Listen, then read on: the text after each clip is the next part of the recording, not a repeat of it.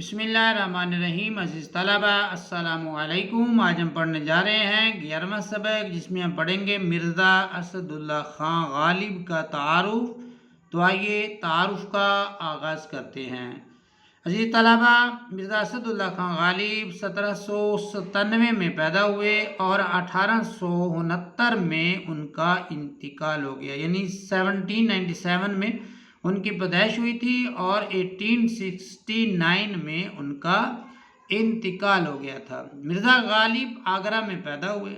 یہ M C Qs اور short question کے حوالے سے ہے۔ مرزا غالب کب اور کہاں پیدا ہوئے؟ تو اس کا آنسر ہوگا مرزا اسد اللہ خان غالب 1797 میں آگرہ میں پیدا ہوئے۔ اصل نام مرزا اسد اللہ خان بیگ تھا، پہلے اسد بعد میں غالب تخلص اختیار کیا۔ یہ چیز ہم نے یاد رکھنی ہے کہ مرزا اسد اللہ خان غالب نے پہلے جو تخلص استعمال کیا تھا وہ اسد تھا، اور بعد میں غالب تخلص جو انہوں نے اختیار کیا تھا۔ 5 سال کی عمر میں مرزا کے والد عبداللہ بیگ فوت ہو گئے۔ مرزا غالب کی عمر جو ہے وہ 5 سال کی تھی، اور ان کے والد جو ہے عبداللہ بیگ، والد کا نام بھی یاد رکھنا ہے کہ ان کے والد کا نام عبداللہ بیگ تھے، وہ فوت ہو گئے تھے۔ کب فوت ہوئے تھے؟ جب مرزا غالب کی عمر جو ہے وہ 5 سال کی تھی۔ ان کے چچا نصر اللہ بیگ نے، ان کے جو چچا تھے نصر اللہ بیگ، انہوں نے ان کی پرورش کی۔ 13 برس کے تھے کہ امراؤ بیگم سے ان کی شادی ہو گئی۔ 13 سال کی عمر میں جو ہے مرزا غالب کی شادی ہو جاتی ہے۔ غالب نے ابتدائی تعلیم آگرہ میں حاصل کی۔ ابتدائی تعلیم جو ہے وہ آگرہ میں ہی پیدا ہوئے تھے، اور ابتدائی تعلیم بھی مرزا کی آگرہ ہی میں ہوئی۔ ان کے سسرال دہلی میں تھے۔ 15 سال کی عمر میں وہ بھی دہلی منتقل ہو گئے۔ ان کی جو شادی ہے وہ 13 برس کی عمر میں ہوئی تھی۔ ابتدائی تعلیم ان کی آگرہ میں تھی، ان کے جو سسرال تھے وہ دہلی میں تھے۔ تو مرزا اسد اللہ خان غالب جو ہے وہ 15 سال کی عمر میں دہلی منتقل ہو گئے تھے۔ غالب کو انگریزی سرکار سے 62 روپے 4 آنے ماہوار پینشن ملتی تھی۔ مرزا غالب کو جو ہے انگریز سرکار سے جو ہے وہ 62 روپے 4 آنے، یعنی کہ 62 جو روپے ہیں، اور 4 آنے جو ہے 25 پیسے جو ہیں ماہوار ماہانہ جو ہے مرزا غالب کو پینشن ملتی تھی۔ یہ رقم ان کے اخراجات کے لیے ناکافی تھی، یعنی کہ کم تھی، ان سے اس رقم سے ان کے اخراجات جو ہے وہ پورے نہیں ہوتے تھے۔ بعض عمرا ان کی مالی مدد کیا کرتے تھے۔ امیر لوگ جو ہیں اس دور کے جو ہے وہ معززین میں سے بعض لوگ جو ہیں مرزا غالب کی مالی مدد بھی کیا کرتے تھے۔ پھر بھی غالب ہمیشہ معاشی تنگ دستی کا شکار رہے۔ ان کے معاشی حالات جو ہے وہ اچھے نہ ہو سکے۔ بہادر شاہ ظفر کے دربار سے تعلق پیدا ہوا۔ خاندان مغلیہ کی تاریخ لکھنے کے بعد 50 روپے ماہوار تنخواہ ملنے لگی مرزا غالب نے جو ہے مغلیہ خاندان کی جو تاریخ لکھی، اس کے بدلے میں مرزا غالب کو جو ہے وہ 50 روپے ماہانہ جو ہے وہ تنخواہ ملنے لگی۔ 1854 میں 1854 میں ذوق کے انتقال پر بہادر شاہ ظفر کے استاد مقرر ہوئے۔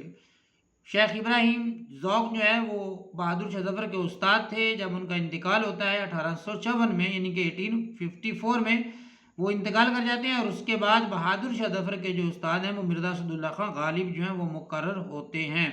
مرزا غالب نے 15 فروری 1869 کو دہلی میں وفات پائی۔ یہاں پہ جو ہے ایم سی کیوز اور شارٹ کوسچن جو ہے وہ دونوں جو ہے وہ یاد رکھنے والے ہیں۔ مرزا غالب نے کب اور کہاں وفات پائی؟ تو اس کا آنسر ہوگا مرزا اسد اللہ خان غالب نے 15 فروری 1869 کو، یعنی کہ 1869 کو دہلی میں وفات پائی تھی۔ مرزا غالب ایک نابغہ روزگار شخص تھے۔ نابغہ روزگار شخص کو کہتے ہیں جو قیمتی انسان ہوتا ہے، بڑا اہم انسان ہوتا ہے، یا زمانے کا قیمتی انسان ہوتا ہے۔ اور انگریزی میں اس کے لیے جو ہم لفظ استعمال کرتے ہیں وہ ہے جینیس کا لفظ۔ جینیس انسان، جو جینیس مین جو ہے جس کو ہم کہتے ہیں، تو مرزا غالب کے لیے بھی جو ہے وہ اردو میں یہ لفظ استعمال ہوتا ہے کہ مرزا غالب ایک نابغہ روزگار شخص تھے۔ وہ ایک بلند پایا شاعر، صاحب اسلوب، نثر نگار۔ شاعر تو وہ تھے ہی، بڑے اعلیٰ مقام کے، بڑے پائے کے شاعر تھے، اور اس کے ساتھ صاحب اسلوب، نثر نگار، نثر لکھنے والے بھی، ان کا ایک اپنا جو ہے سٹائل اور طریقہ تھا، اور اعلیٰ درجے کے تاریخ نویس بھی تھی۔ یعنی کہ تیسری جو ان کے یہاں خصوصیت بتائی جا رہی ہے وہ ان کے یہاں ہے تاریخ نویسی۔ وہ تاریخ دان بھی تھے، تاریخ لکھنے والے بھی تھے۔ فارسی زبان کا خداداد ذوق رکھتے تھے۔ فارسی زبان جو ہے سیکھنے کا کوئی کی صلاحیت جو ہے ان کے اندر جو ہے وہ قدرتی طور پر، خداداد قدرتی طور پر ان کا ذوق جو ہے شوق موجود تھا۔ غالب کے بقول ان کا فارسی کلام اردو شاعری سے بھی زیادہ اونچے درجے کا، یہ غالب کہتے ہیں کہ ان کا جو فارسی کلام ہے وہ اردو شاعری سے بھی زیادہ اونچے درجے کا، اگرچہ شہرت انہیں اپنے اردو دیوان ہی سے ملی۔ غالب جو ہے وہ اپنے مشہور جو ہے وہ اردو دیوان سے ہوئے، لیکن غالب کا یہ خیال ہے کہ اس کا کلام جو ہے، فارسی کلام جو ہے وہ اردو کلام سے بہتر ہے، اچھا ہے۔